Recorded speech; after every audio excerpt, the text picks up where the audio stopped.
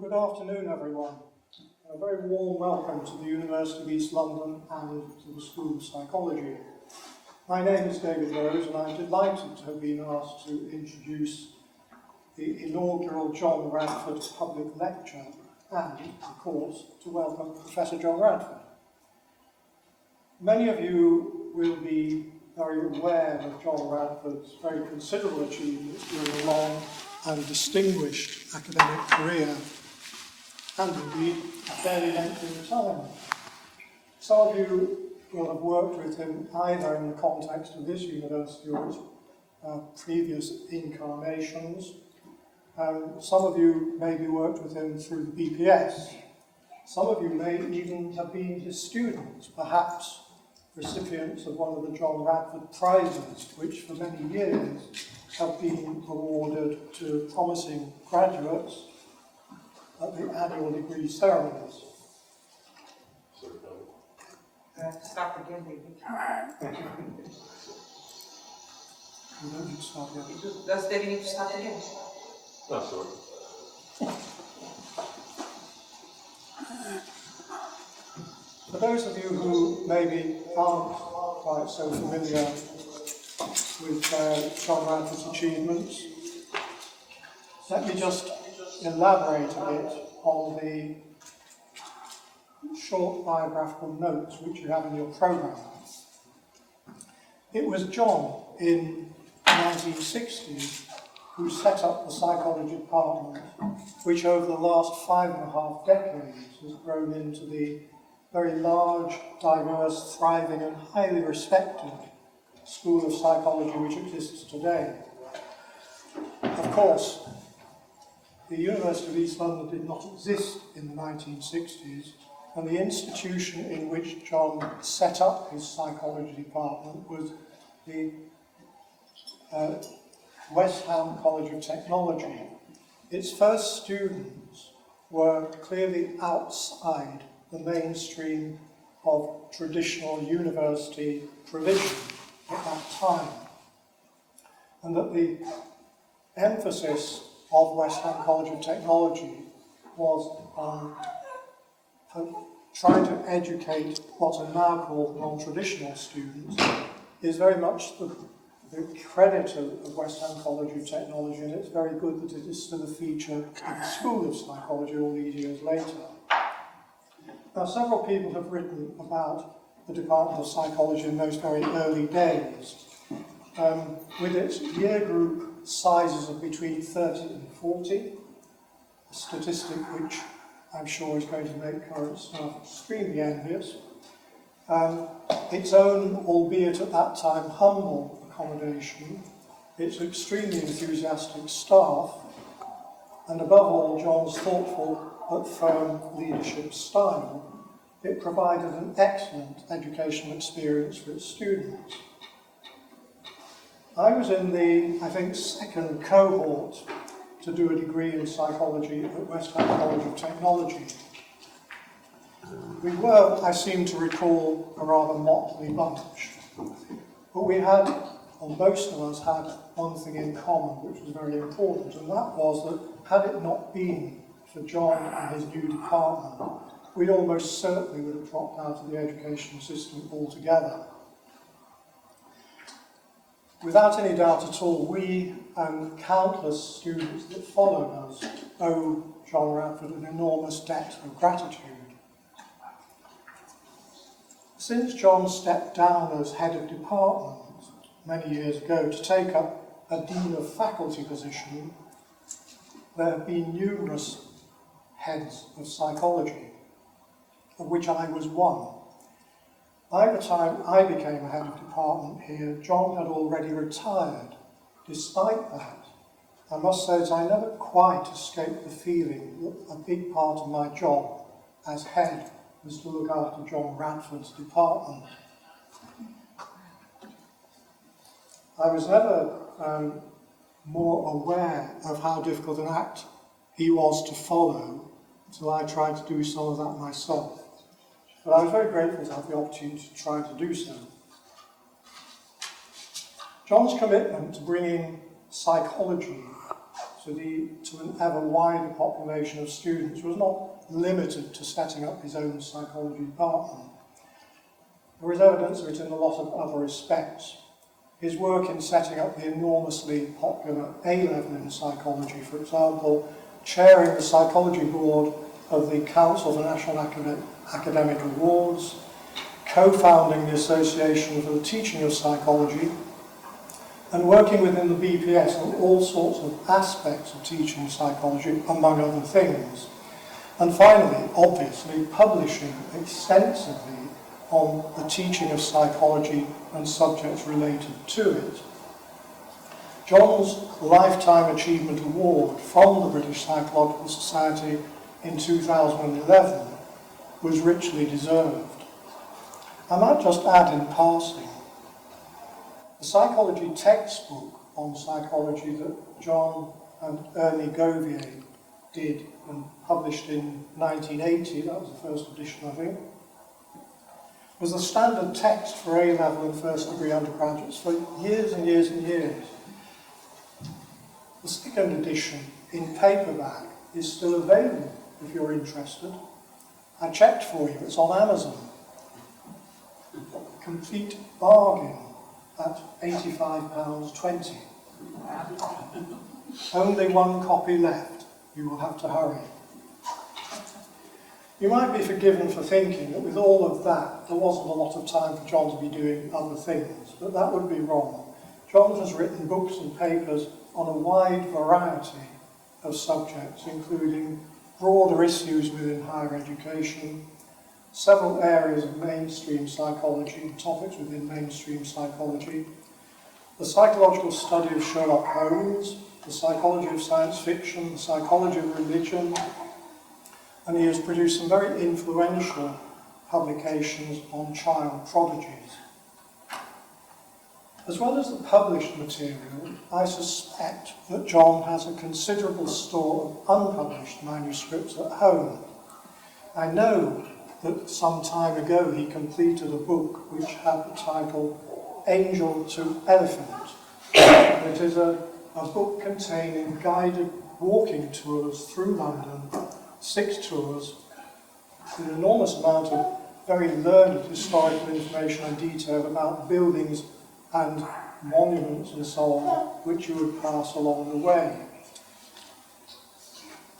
Also, and not apropos of anything today really, John sent me some months ago an unpublished manuscript which he had started writing years and years ago, in which he set out his views on how our rather idiosyncratic way of governing things in the United Kingdom might be improved. All I can say is, if only he had published it, we might all have saved ourselves a lot of grief recently. John is also an ardent cricket fan. Often I'm told to be seen at Lord's when there are test matches to watch. I'm not sure how he views recent developments in cricket, which is a slightly traditional game. I'm sure that he has been extremely pleased to see the increasing success of England's women cricketers.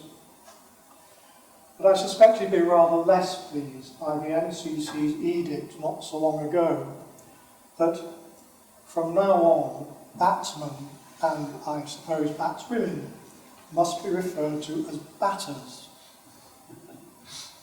He wouldn't be objecting to the gender equality issue which it was seeking to address. Merely, I suspect, the use of such an inelegant term in the context of cricket. There is more.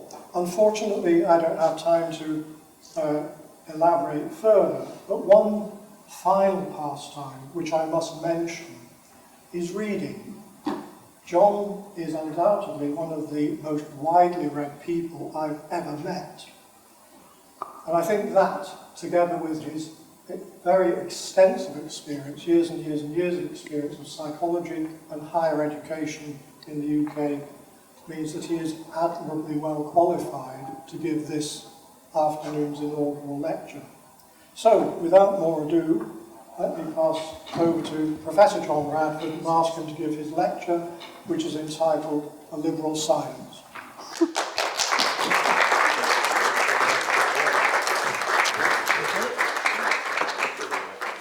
Here.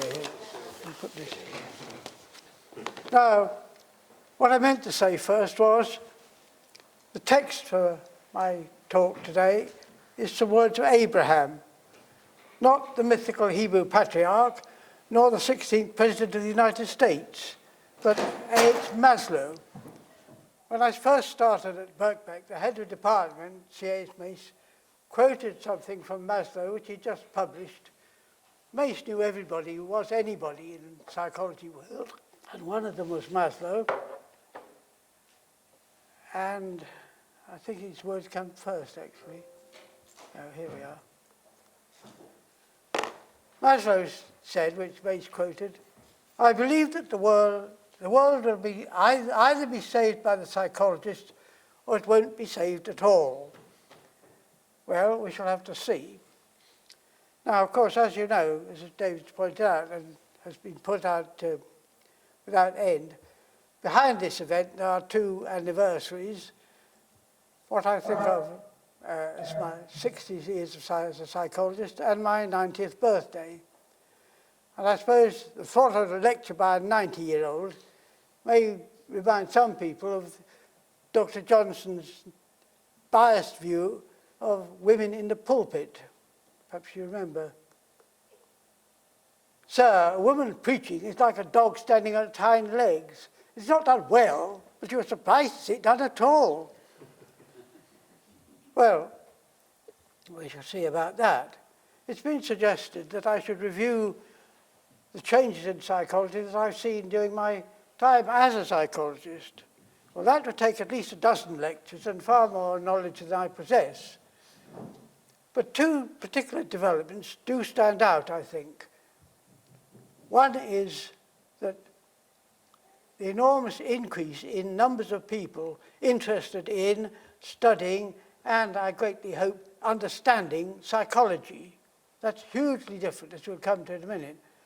The other one is, which I think is a very good move, an increasing integration of psychology with other disciplines, sometimes giving rise to new titles, cyber psychology, but also simply joint things like behavioral economics, machine intelligence, machine learning, neuropsychology, and so on. Now, so instead, but those are two broad developments, but I'll pick out a few points roughly in a decade apart, starting, naturally enough, with 1931.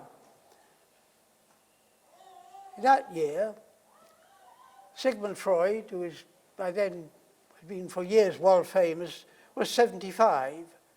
His birthday was celebrated in October, actually.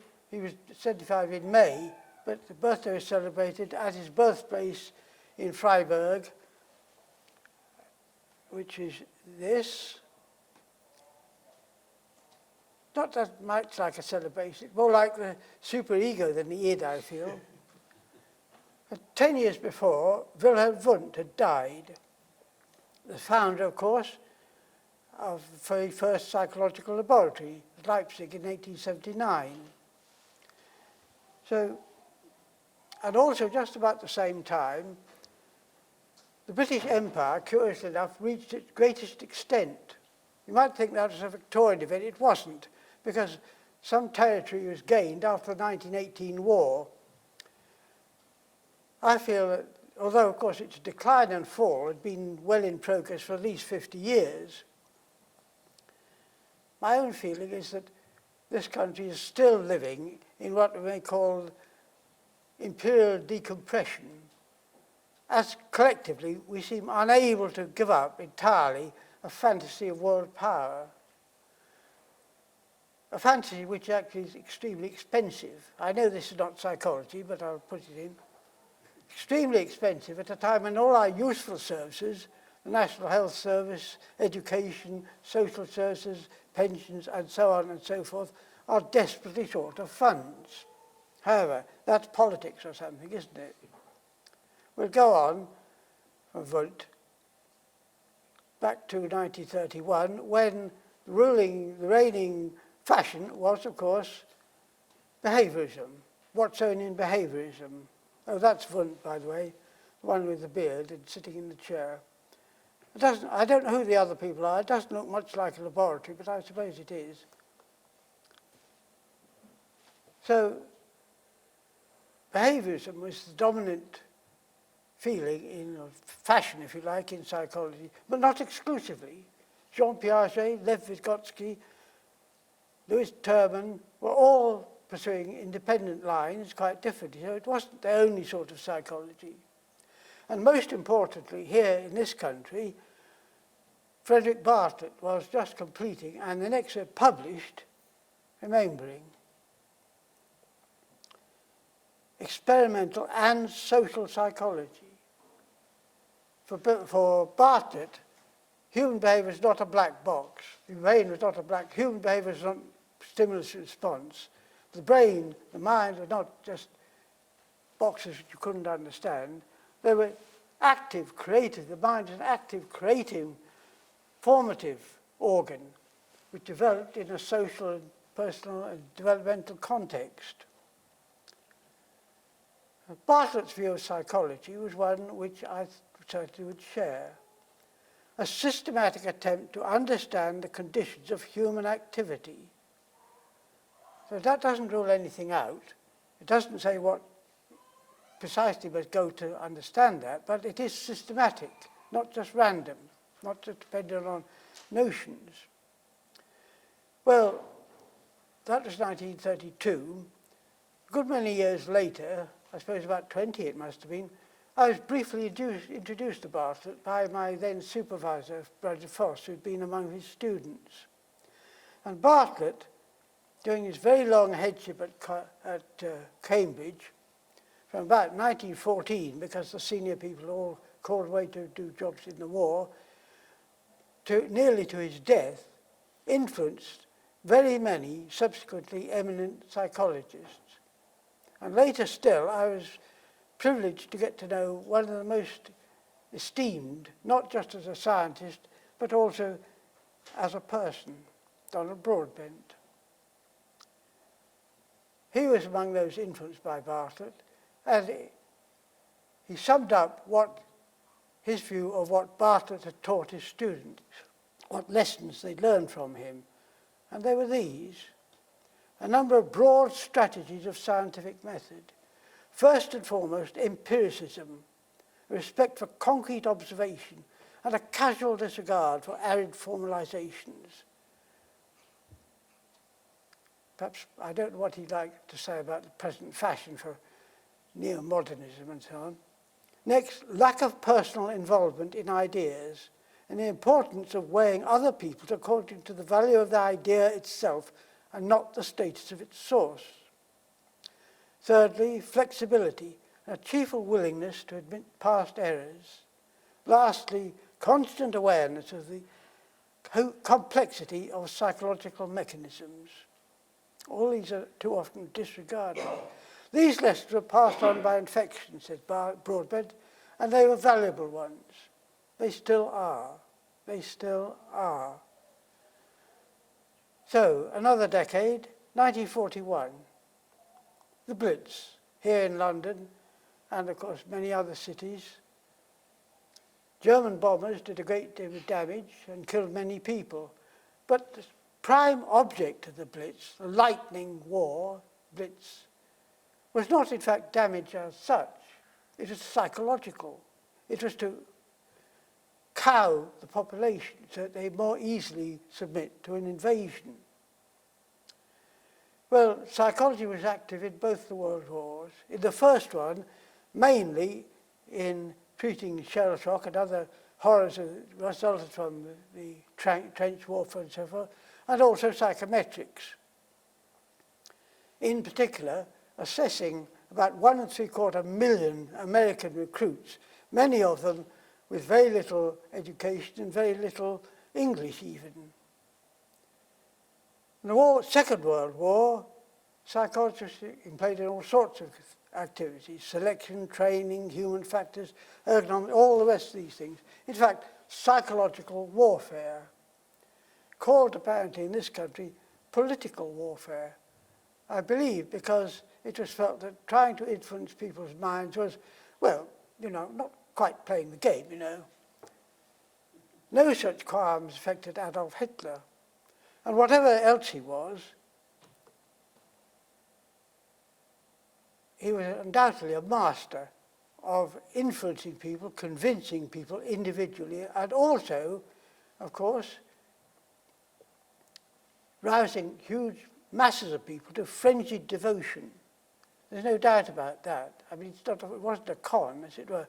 Now, interestingly enough, that is a feature in the current issue of the Psychologist, I seem to have lost. Just came today. Oh, here it is. Yes. Which touches on, and by the way, a great many things I hope to say raise many other issues, and that's why I provided a list of references, not references so much as other treaties which they discussed at more length. But anyway, in this month's November Psychologist, there's an article on the problem of pathography. How is it that people like Hitler managed to get to the top? And one program, I wasn't going to read this, but now it's here, I'll do so. I'll have to,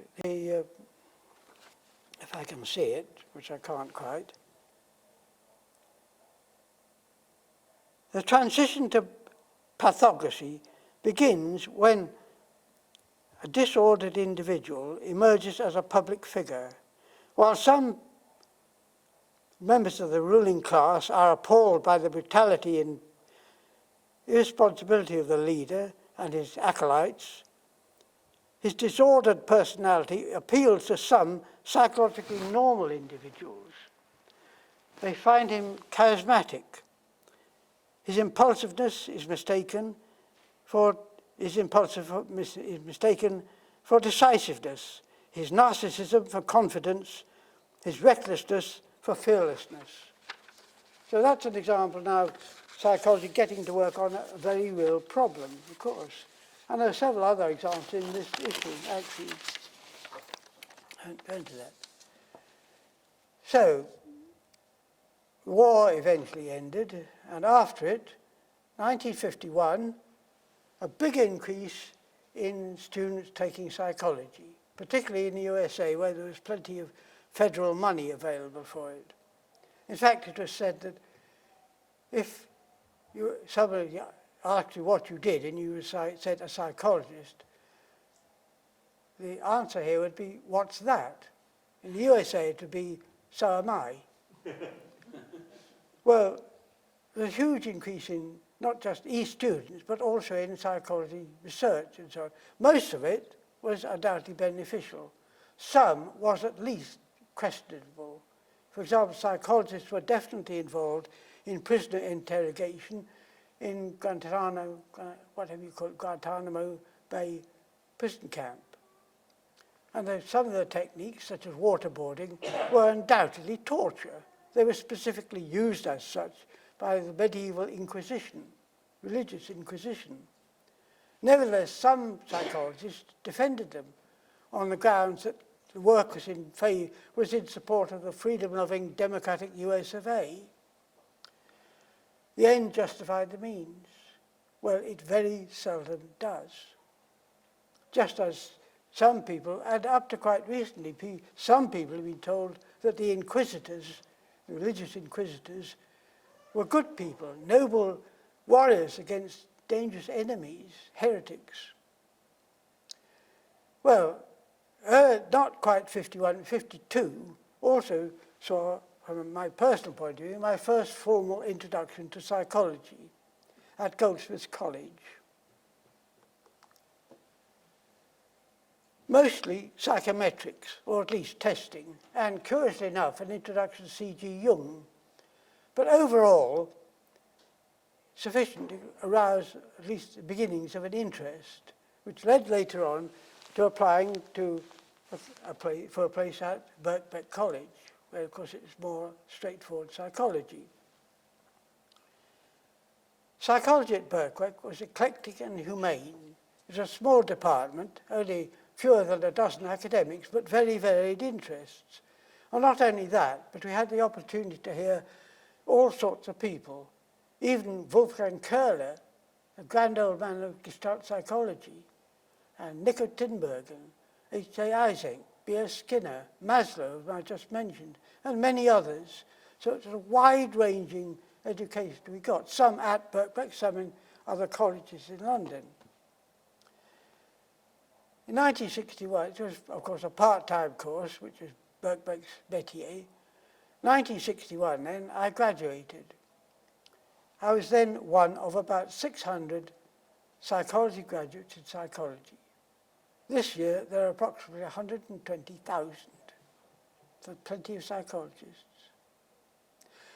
Well, I ought to turn really now to what I mean by science and liberal.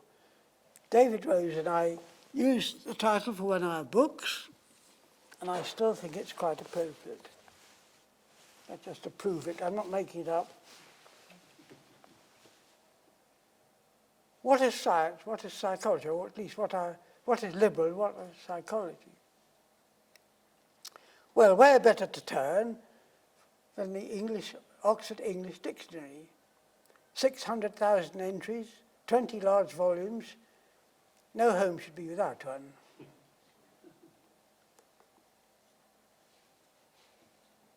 Several definitions of science are given, but one is this: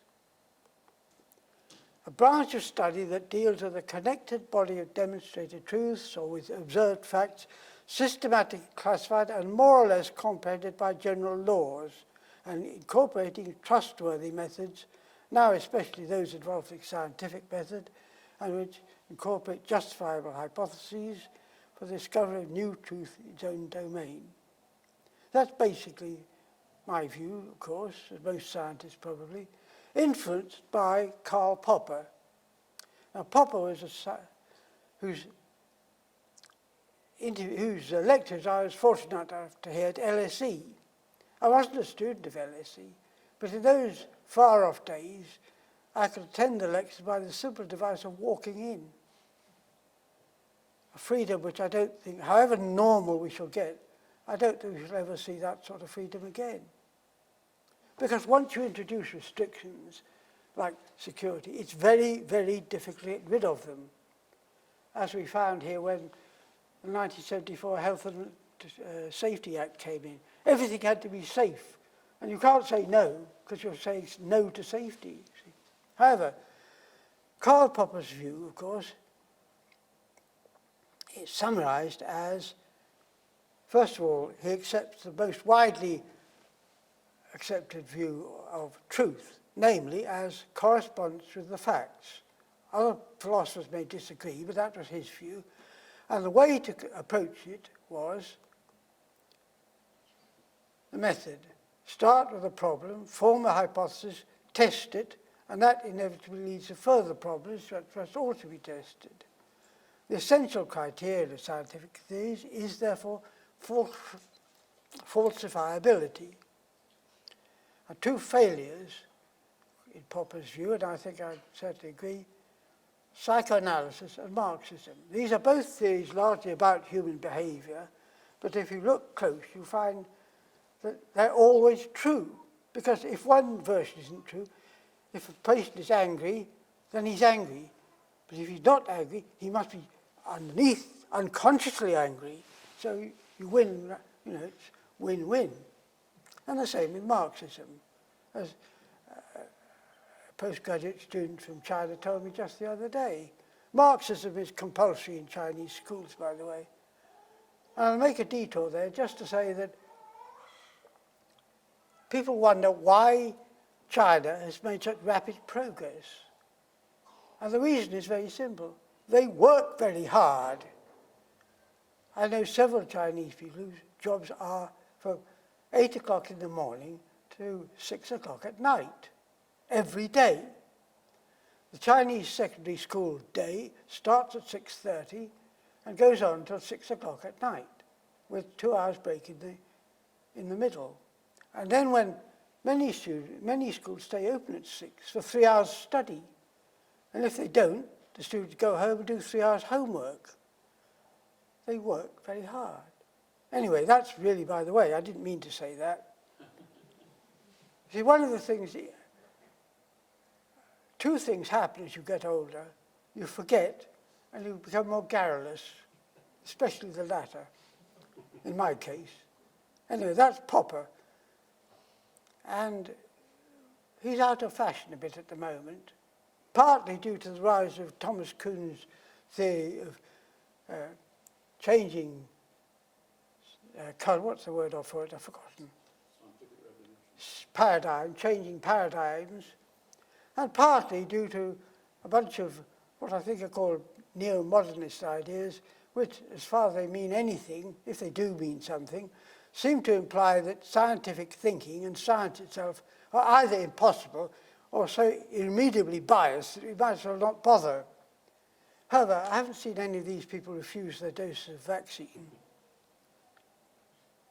However, be that as it may, we can formulate, I think, certain aims which scientists and psychological scientists in particular ought to pursue.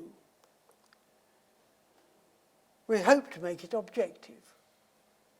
Not everyone we can't think, one accepts the idea that it's probably impossible to be completely objective, but that does not destroy the principle.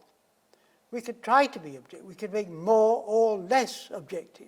We could deliberately abandon objectivity, which is not a good idea.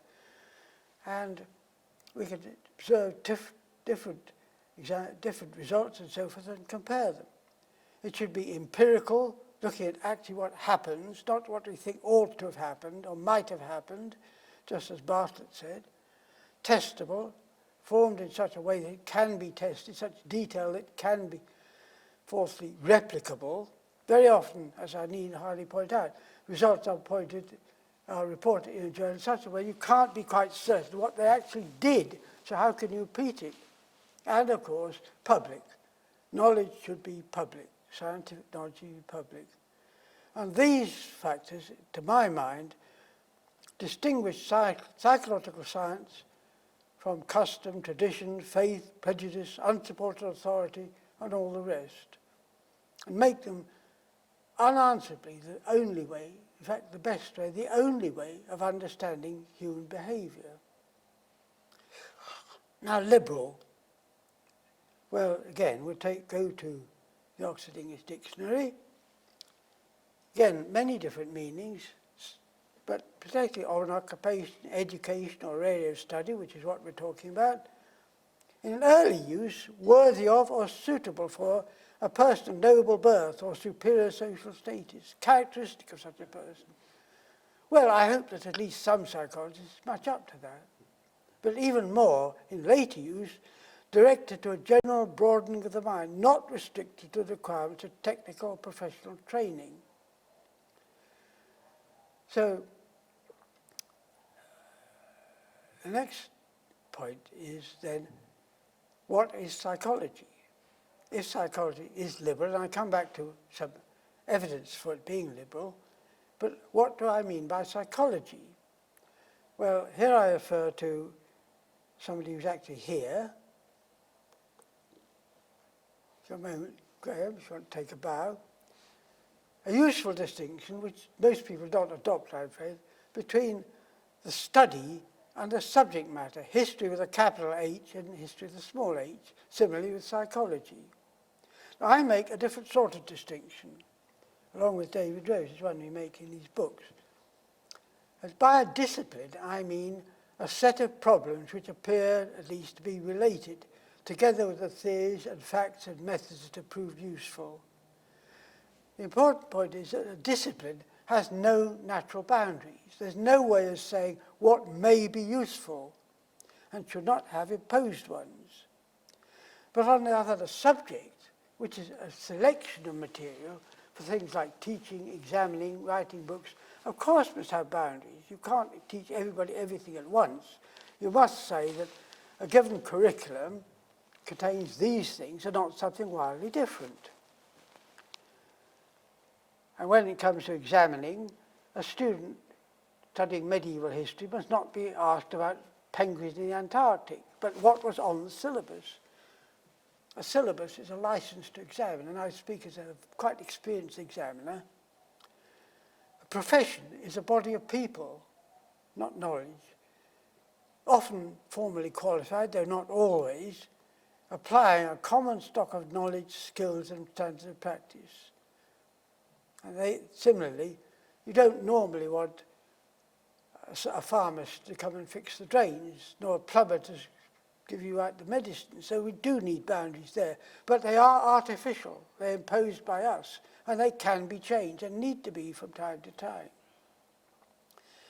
Now, if that's to concentrate a bit on the discipline, what then, if it's a collection of all these things, what distinguishes one discipline from another? What is psychology as compared to, say, anthropology? My answer to that is a focus. And many disciplines that suffer. Anthropology, for example, certainly studies humans, but with a different focus, namely on groups, collected together tied together perhaps by cultural or genetic factors. It seems to me that the central focus of psychology must be the individual human, because that is the basic unit of our study. You can't get a pure sample of H. sapiens, you could get a pure sample of a chemical, because that's the indivisible unit. I mean, for example, today, or these last few days, the news has been full of the murder of an MP, and it's said that the assailant was a terrorist. That may well be so. Well, terrorism is purely a matter of analysis by human sciences, and there is indeed a great deal of useful work. We need more, but there's a lot already. But surely the ultimate aim for psychology is to understand not just terrorism as such, but individuals. What the research has been done shows very clearly is that the same society, the same religion, the same family even, can produce young people, some of whom develop into perfectly satisfactory good citizens, while a few become terrorists. Surely what a psychologist we want to find out is why X becomes a terrorist and Y does not, although they seem to have the same background. Gordon Allport put it in a sort of little maxim many, many years ago: the same fire that melts the butter hardens the egg. What is the difference? Well, for that reason, I'm very delighted to see that Robert Plomin will be talking in this school in November. I've heard him speak, and I've read his blueprint book, and he certainly has something important to say on why people are different. So I hope he'll get a good reception. Even more than I hear today, if that's possible. However, it's in the context of all other disciplines. That's the focus, but the focus is surrounded by other disciplines. So historians focus on the past, human behavior, but typically past human. But when does the past end? Clearly it has not ended. So clearly historians must include what psychologists are doing now, because they can't. And similarly, psychologists have to understand what other people have done in the past as well they're doing now. And of course, if you push that to an extreme, you end up with the absurdity that all scientists must know everything. But of course, in practice, we have to select what we think will be most useful. Which allows me another little anecdote, which is that some years ago, but quite by chance, I met in the British Museum and a former student, now a distinguished professor, take a bow, if you remember it, who was then doing his PhD at UCL. And we sat and chatted and so on. And I happened to mention something I'd seen. And he said, I said, it's all psychology, isn't it? And he said, how do you make that out? But to me, the BM is pure psychology from dome to basement. Every item in it is a product of human thinking, human behavior, human skills, human culture. If that isn't psychology, I don't know what is. So, that's it. So to move on to the liberal bit of it more. C.A. Mace at Birkbeck, as I said, the staff did exemplify that broad span of interests. And C.A. Mace was very much in the Bartlett line as far as objective psychology. And he used to say that in selecting staff, he aimed to have choice selected hybrids. He was keen on gardening. In other words, people with more experience and more knowledge than just psychology. An excellent liberal plan, and one which I was able to follow to a large extent at West Ham and Nelp. And I was able to gain colleagues who were not only qualified in psychology, but also had a degree, at least in those things. I won't read all that. I may have forgotten some. And also, of course, concomitantly, wider experience. People well able to think for themselves, well able to think beyond the boundaries of one discipline, psychology, and well able to treat the idiosyncrasies of administration and government policy for what they were worth. Not much. So that's one area where I think psychology is liberal, as the OED definition. Take account of other inquiries. Secondly, it is necessarily reflexive. If we study human behavior, we must, by definition, study ourselves. That's unavoidable. It's built in. When I was a student, we were discouraged from including our own opinions in essays. But one of my own first lectures, a student said to me after it, you tell us a lot about what X said and Y thought, but what do you think about it? And I decided then that my views were certainly part of what I should be talking about. Not dominant, but they were part of it. And I do think that it's perfectly sensible to check, as it were, official psychology against personal experience and personal feelings. If there's a discrepancy, it doesn't mean that one or the other is not wrong. It does raise interesting questions which are worth pursuing. Thirdly, I would say, ethical and moral issues are an essential part of any psychology course, because psychologists must deal with people, both as individuals, as clients, patients, students, but also indirectly through advice to government, big corporations, all sorts of bodies, and so on. And also, not only that, but how morality and right or wrong behavior develop are clearly part of any full psychology curriculum. They must be part of what we try to understand. Fourthly, I take Donald Broadbent's view in his book, Defense of Empirical Psychology. We can tell nothing about I just said that. Next one, isn't it? Except by saying what they say and do in particular circumstances. If we refuse to use experiment and observation on other human beings, we start to regard them as wicked or foolish. I think this is a serious danger, and I have no doubt whatever that the methods of empirical psychology are socially more hygienic, or, to use the old and more robust phrase, morally better. And I agree, I do think psychology has a moral element. But if psychology is to be said moral, what is moral? How do we decide that? What criterion can we use to decide whether what we do is right or not? Well, philosophers have argued for that for many, many centuries without coming to any firm conclusion. But personally, I fall back on an ancient maxim: the welfare of sentient beings. It raises many further problems. I can't prove it. But I think not many people would reject it entirely. In fact, even if you look at the most ruthless dictators like Hitler, they usually, not quite always, but nearly always try to make out a case that what they're doing is for the betterment of other people. And sometimes they convince people.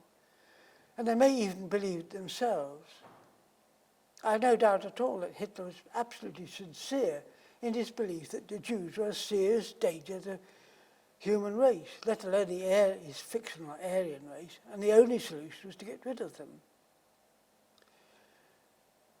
And research shows clearly that widespreadly across the world, there's agreement, regardless of nationality, culture, religion, and needless to say, skin colour, on many basic values.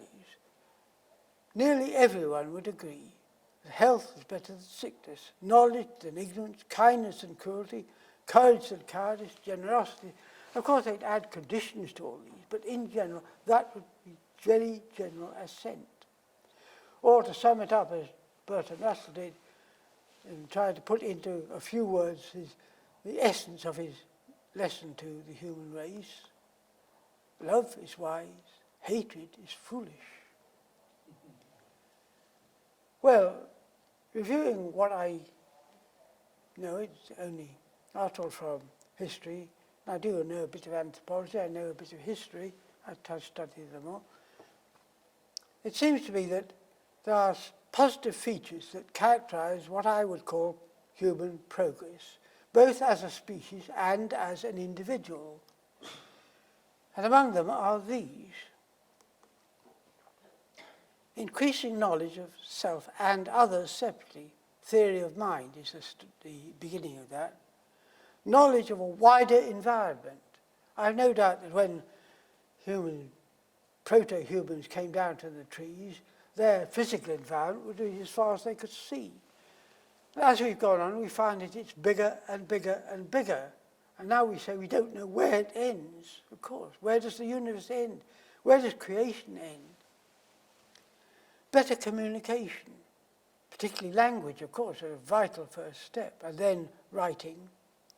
And by the way, a sad footnote here is the Oxford English Dictionary, nearly several centuries after Gutenberg drew his first sheet off the press, the Oxford University Press is going to stop producing printed books. A friend of mine said he's going to hang on to his, and I'm going to hang on to mine too. Oh, that's by the way. But relationships too, more sensitive, more subtle, and wide-ranging. Because they have to, at first, simply a small group, and then wider and wider. And eventually, out of these, they develop what we would like to call virtues: charity, benevolence, self-sacrifice, creativity, and a sense of right and wrong, morality. They rose because, essentially, they favor the survival of our species. They were not self-evident, as they are said to be in the American Declaration of Independence. They weren't lying around waiting to be discovered like coal or oil. And they were not against an imaginary superhuman being. They are natural propensities which prosper under some conditions but can be blighted by others. Uniquely among living species, we are able to control our own conditions. We're not doing it very well at the moment, but we have the ability to do it. And psychology is a science that can tell us how. Well, it's well established, I think, that present time, a group of nations, roughly grouped together as Nordic, they're not all Nordic, but Iceland, Denmark, the Red No countries, Norway, Sweden, Finland, excel on a number of positive characteristics, such as these: economic security, effective representative government, good medical care and social security, and so on and so on. And not unrelatedly, low levels of religion in belief and practice. So those suggest some of the things to be aimed at. And they contrast very sharply with the most successful country, America, of course. It scores very badly on nearly all. But this country scores moderately well on most of these, but they're not anywhere near the top. other features are harmful to good development. High, rigid, imposed ideology, legally enforced censorship, prevention of all these are characteristics of, for example, the old Inquisition. Control of access to information, subordination of the individual to unchallengeable authority. Summed up very comprehensively in 1984. And by the way, I read recently an inhabitant of Belarus who said, "Have you read Orwell's 1984? I lived there." Not quite as bad as that, but there are many, many countries where it's nearly as bad as that. Russell, again, set out the arguments in his very first Reith lectures, 1948-9, Authority and the Individual, a philosophical problem, but also a psychological one, of course. Well, returning, as it were, or moving from those grand precepts to higher education, most students, I'm pretty certain, partly from work I've done myself, but other works, most students have at least a practical aim of getting a worthwhile qualification in something, and the province too probably, which will help them in the end towards an enjoyable career in subjects they enjoy. But also, most theorists of education and many academics, and no doubt many parents and students, ask, should be something more than just learning a subject which may lead to a good job. Is there something that makes education, higher rather than just tertiary, the third stage? Well, let's take a glance at the past. 9 centuries or so ago, the first Western universities, the first was Bologna in 1088, was set up to prepare people for the 3 professions that existed then, law, medicine, and theology. And the first step in that was a first degree in the 7 liberal arts. The 3 were most important. Grammar, that meant Latin, which is not a world language, but it was a European-wide language for scholarship, diplomacy, administration. And that, of course, is why we still have grammar schools, a few to the left. Originally, they taught Latin to prepare people to go on. Dialectic was logic and thinking. Rhetoric was putting a reasoned case. And the other 4, not exactly in today's meaning, but they were arithmetic, astronomy, geometry, and music, was a well-rounded base for a medieval-type career, and one that's worth reflecting on. If only English were taught as systematically as Latin was, or indeed taught at all, I sometimes wonder. And also, as I say, it's just a wide base for a specialist career. Now, what happened next was that moving from medieval period to modern very rapidly, in England, Scotland was different, and so were European countries, concentrating on the country we're in now. Many abortive attempts were made to found new universities. They all failed. Only Oxford and Cambridge survived. And gradually, they lost their professional functions. An odd relic of that, of course, is that medical people, your GP, for example, invariably called doctor, and addressed as doctor and referred to. But he has no doctoral degree. In America, he does, MD. But here, no. And not only that, but dentists, the General Dental Council several years ago decided that dentists could call themselves doctor on the grounds that their training takes as long as that of medics, which is totally irrelevant, of course. However, and of course people who are doctors get tired of being told, of course you're not a real doctor, are you? Yes, I'm a real doctor, you aren't. But of course I never say that. I know better than to call myself doctor when I go into a hospital. Professor is all right, they understand that, not doctor. Well, by the end of the 18th century, Oxford and Cambridge were really little more than finishing schools for sons of the gentry, not girls, of course, not daughters. But a new ideal emerged. They revived with a new ideal. And that was what S.T. Coleridge called the clerisy, a cultured, Christian, non-specialized elite suitable to govern the nation. They didn't learn a particular subject. It was, as one of them put, educate the mind as such. So how you educate a mind as such without teaching them, I don't know, but that's better way. Anyway, that ruled the roost for some time. It was the ideal to aim at. Still with only 2 universities, religion-free higher education came in with University College in 1826. But gradually, new industries and new wealth, new demands from industry, particularly in the north of England, and led to new universities. New knowledge became at a premium. That became a prime function of universities. So research ideal replaced the clerisy as an ideal. But in my view, the ghost of the clerisy still lingers on and is quite lively. For example, next one.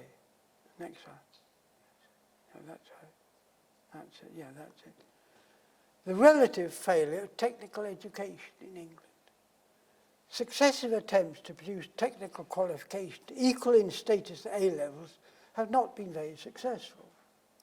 And going back a stage further, the tripart schooling system, which was introduced following the 1944 Education Act, envisaged grammar schools for the academic, secondary modern for the ordinary boy, and technical schools for those who showed technical talent. But that stream never properly developed. I don't quite know why. How that scheme, and I'll just, again, I indulge myself for adding some, not precisely psychology, but it involves the first eminent psychologist I saw at Goldsmiths College, namely Cyril Burt. Repeatedly, Cyril Burt has been blamed for the introduction of the tripart schooling system and the dreaded 11+, both of which he bitterly opposed. The real origin was, and I'll take a moment to tell you, I'll tell the story in more detail in my paper in 2002. The Minister of Education was R.A. Butler, and his time was largely taken up with arguments between and with the churches, because they all wanted to share the new cake that was being baked in the form of a universal education system. And he appointed a committee to advise him. The committee was chaired by Cyril Norwood, a former headmaster of Harrow. Well, the very first thing they decided was they would not consult any experts, which no doubt put Burt's nose out of joint because he was the acknowledged expert. However, then they declared they would rely on their own experience and knowledge. And they said that education has thrown up 3 types of boy. No girls. Girls are not mentioned anywhere in the report. Anywhere. There are 3 types of boy. The academic boy, who eventually become leaders, they should have something like the grammar school education. The technical boy, who may be really quite intelligent, but in a more sort of limited way, engineering or something like that. And then the general boy, sort of hewers of wood and plough, drawers of water, who requires a new sort of general, which emerges secondary modern. And that was it. And that is why 3 types, since there are 3 types of boy, there must be 3 types of school, of course. And that's how it happened. Sounds incredible, but it's true. And I tell the story at length in there. However, I must get back to the subject. So my ideal for higher education would be certainly preparation for a variety of occupations. But also, I would like to see, it's a dream of course, but I'd like to see a basic understanding of scientific methods, whatever they study, of collection of data, what it means to take a sample, what it means, what you could draw from it, and so on. Some knowledge, at least, of our cultural and historical context, including changing views of how to distinguish right from wrong, and, of course, an acquaintance with the human sciences, particularly psychology.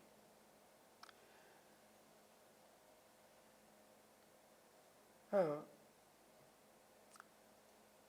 taking that a stage further, I'd like to see, put it in other words if you like, I'd like to see all graduates, and in the long term all citizens, with an enhanced ability to make and carry out informed, rational decisions, always with regard to the welfare of others. I would sum this up in a slogan or catchphrase. I call it a catchphrase, though it's never caught on.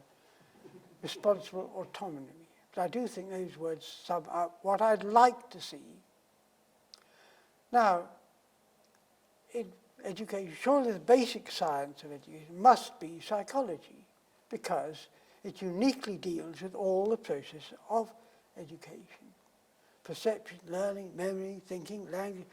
These are what education consists of, if you like.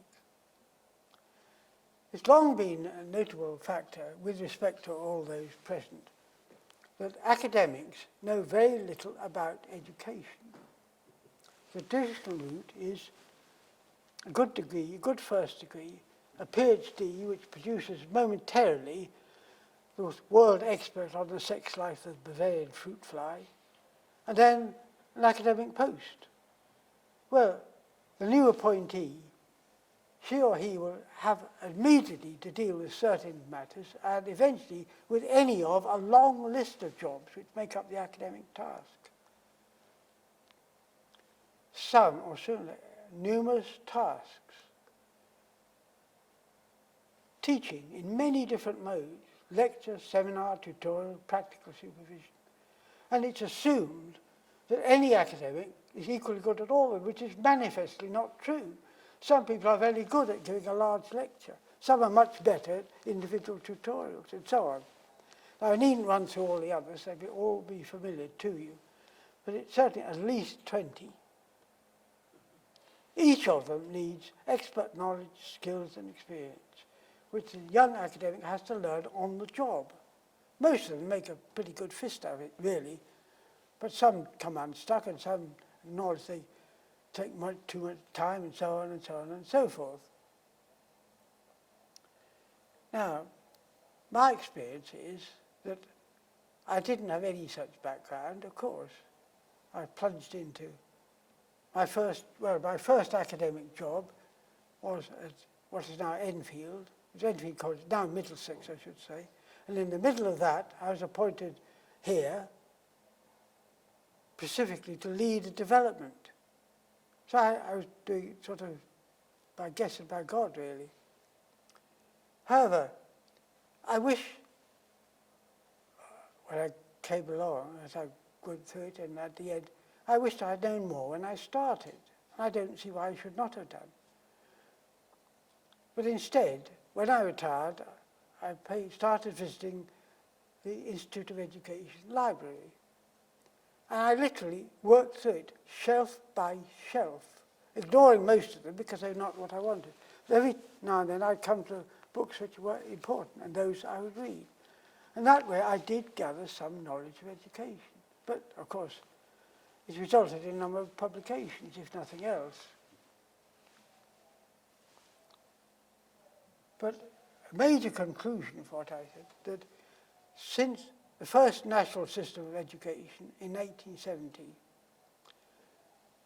decisions about education have been almost entirely political, almost sometimes with a hefty dose of personal prejudice, as in the tripartite system. Very little at all to do with education. But I don't think that is a good plan.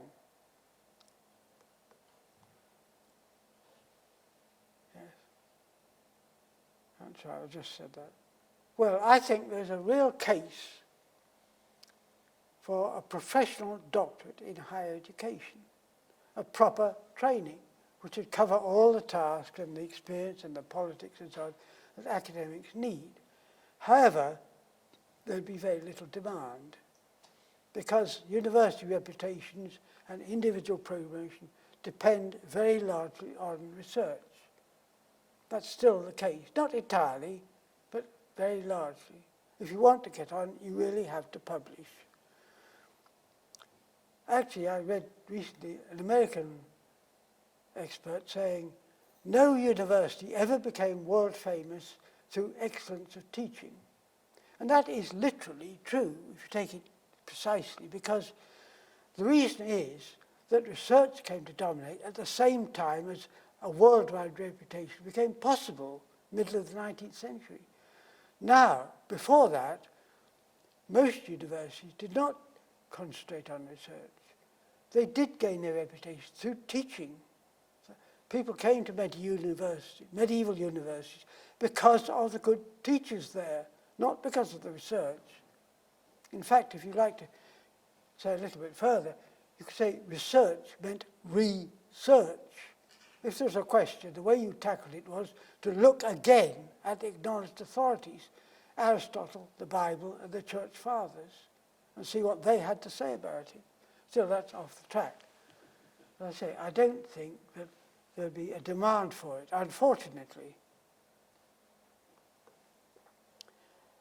Let's go on another decade, 1971.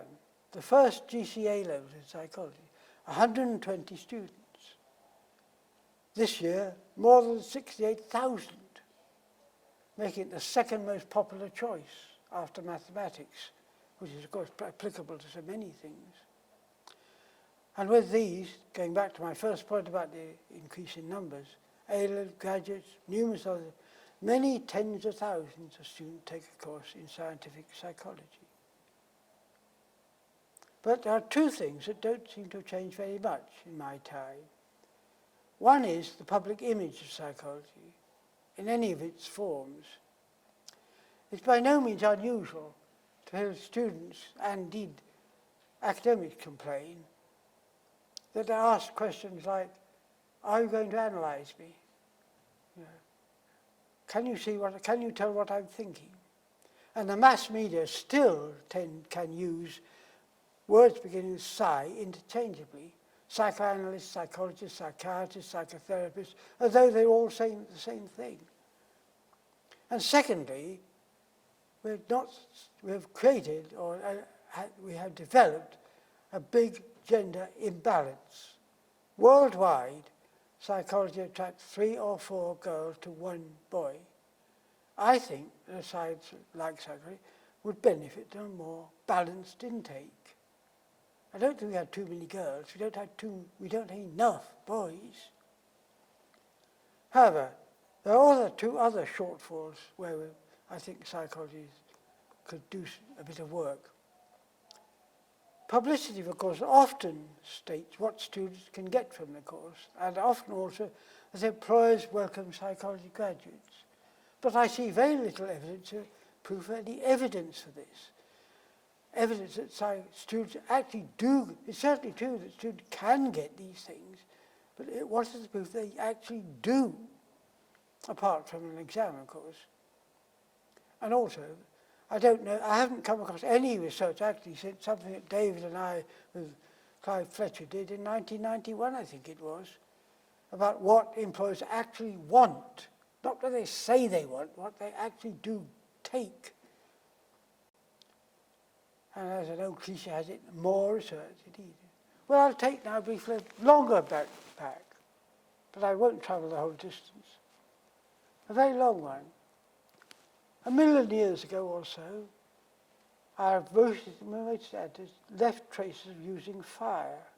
In a sense, they could control fire. But today, wildfires are blazing all over the world, and we cannot control them.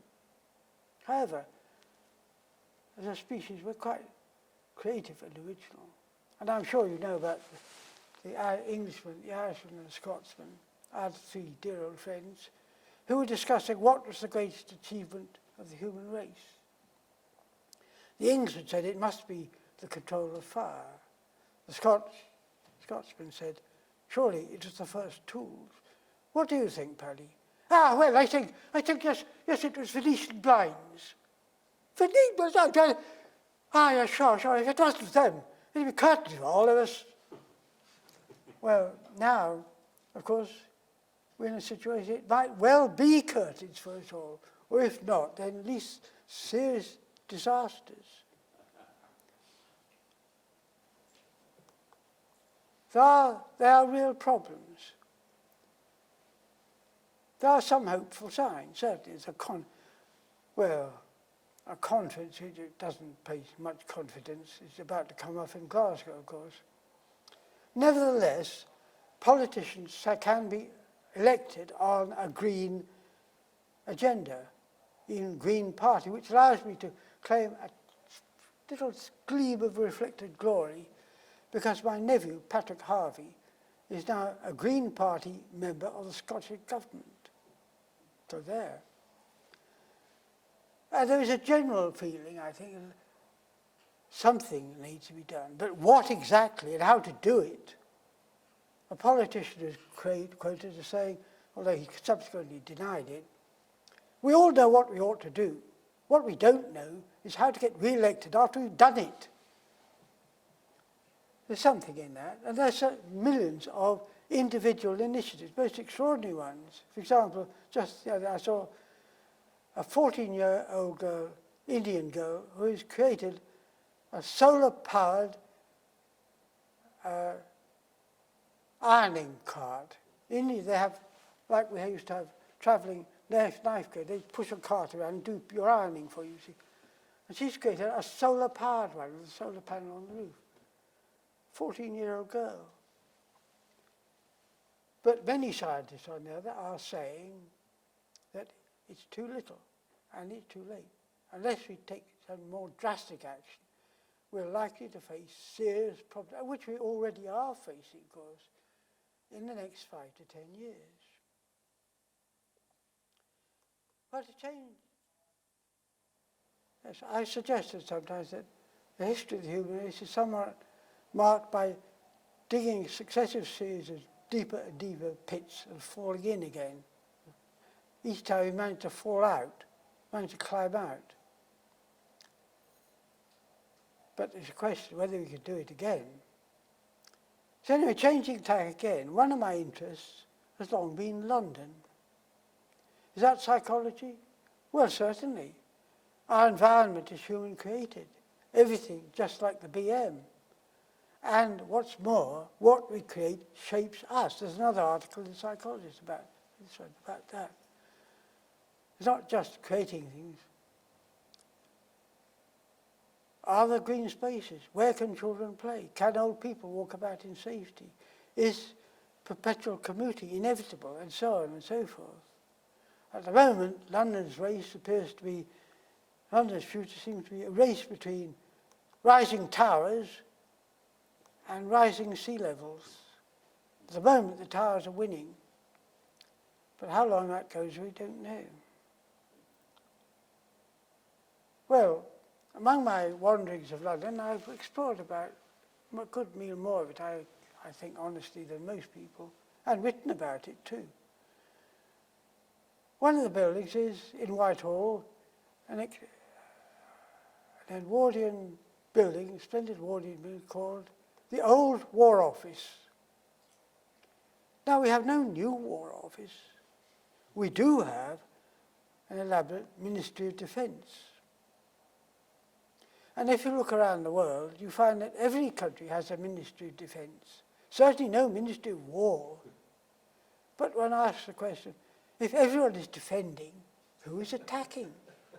Are the world's government conceding an attack by Ming the Merciless and the Napoleon Mongo?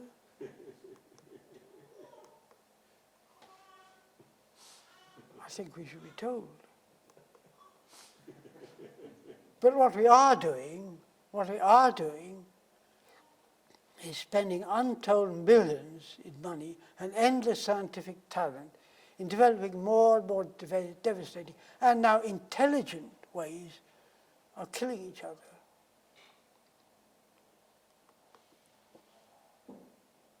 I don't know if those are intelligent ones or not, but it symbolises the whole thing. For millennia, human beings have sought help from charismatic leaders, only to discover yet again that all power tends to corrupt. On magical systems of union with the universe or with nature, on prayer and sacrifice to imaginary supernatural beings, and millions, tens of millions, hundreds of millions still do that. None of them has ever worked. The problems are created by individual humans, and only humans can solve them. We must, therefore, understand ourselves better, and we must change our behaviour. Or as H.G. Wells put it some years ago, the lesson now is, as always, adapt or perish. Now, I don't suggest for a moment that psychology has all the answers. I do think it's an essential element. I don't think we necessarily need more single subject graduates in psychology, though they're very welcome, especially if they're male ones. I do think that a liberal science of psychology should be an element of everyone's education. I do very much want to see more understanding and use of psychological science in our society. And I hope that these lectures will make a contribution to that. Why? Because I'm human. Do you remember a conversation of George Borrow with his Romilly friend Jasper Petrulengo? Perhaps not. What is your opinion of death, Mr. Petrulengo? I said as I sat down beside him. My opinion of death, brother, is much the same as that old song on Pharaoh that I heard my granddad sing. When a man dies, he is cast into the earth, and his wife and child sorrow over him. And if he has no wife nor child, his father and mother, I suppose. And if he has no one else in the world, he is cast into the earth, and that's an end of the matter. And do you think that is the end of man? There is an end of him, brother. More's the pity. Why do you say that? Life is sweet, brother. Do you think so? Think so? There's night and day, brother. There's the sun, moon, and stars, brother, all sweet things. Life is very sweet, brother. Who would wish to die?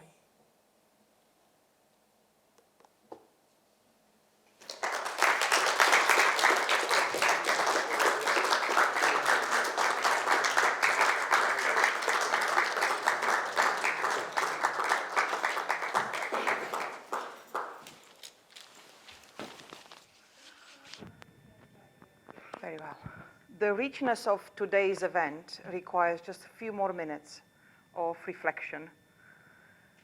Each one of us have encountered psychology in different ways. Some of the people in the audience are students, current students, and understood and took from John's talk different things.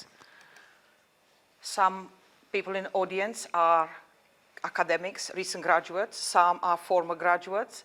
Some are friends, long friends of the School of Psychology at UEL. And each relate to what David had to say and John had to say in different ways. And it's a lot said, a lot understood, a lot presented in the past hour.